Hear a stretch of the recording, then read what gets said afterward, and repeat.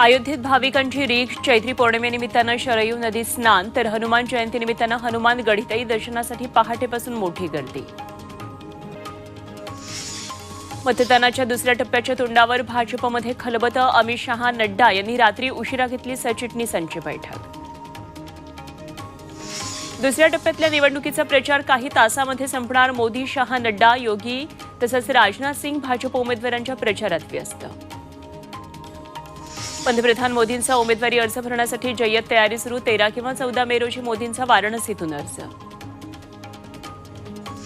श्रीनगरमध्ये मतदारांमध्ये जागृतीसाठी विशेष कार्यक्रमाचं आयोजन. ट्युलिप गार्डनमध्ये प्रशासनाकडून मतदारांमध्ये जागृती.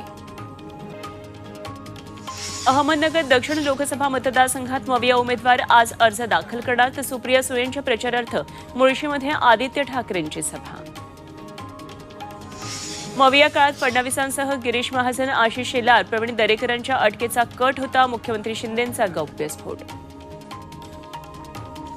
लोकसभा निवडणुकीनंतर अरविंद केजरीवालांसारखी आपल्यावरही कारवाई होईल, भाजपच्याच लोकांनी सांगितल्याचा रोहित पवारांचा दावा.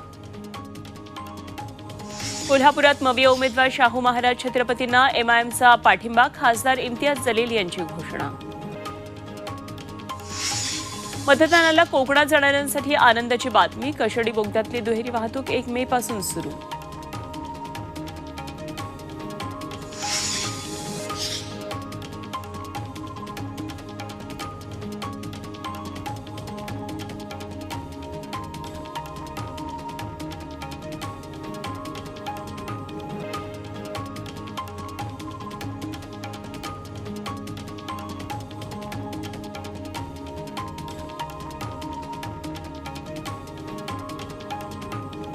मतदानाला कोकणात जाणाऱ्यांसाठी आनंदाची बातमी. कशेडी बोगद्यातील दुहेरी वाहतूक 1 मे पासून पुन्हा सुरू.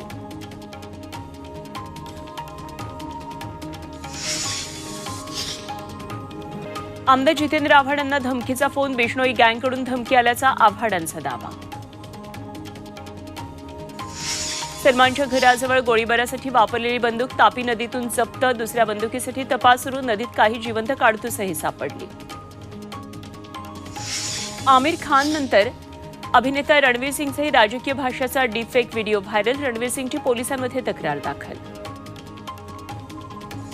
मुंबईत तब्बल 4.5 कोटींचे जवळपास 7 किलो सोनं आणि 2 कोटींचे हिरे जप्त. नूडल्स पाकिटात लपवले होते हिरे. 4घांना अटक.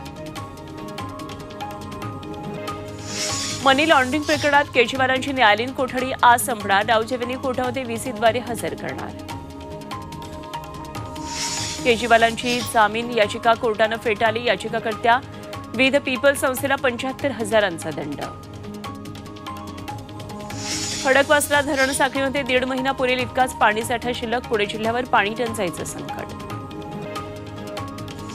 दिल्लीत गाझीपूरमध्ये कचरा डेपोला लागलेली आग अजूनही धुमसतीचे. 24 तासानंतर धुराचे लोट. परिसरातल्या नागरिकांचे हाल.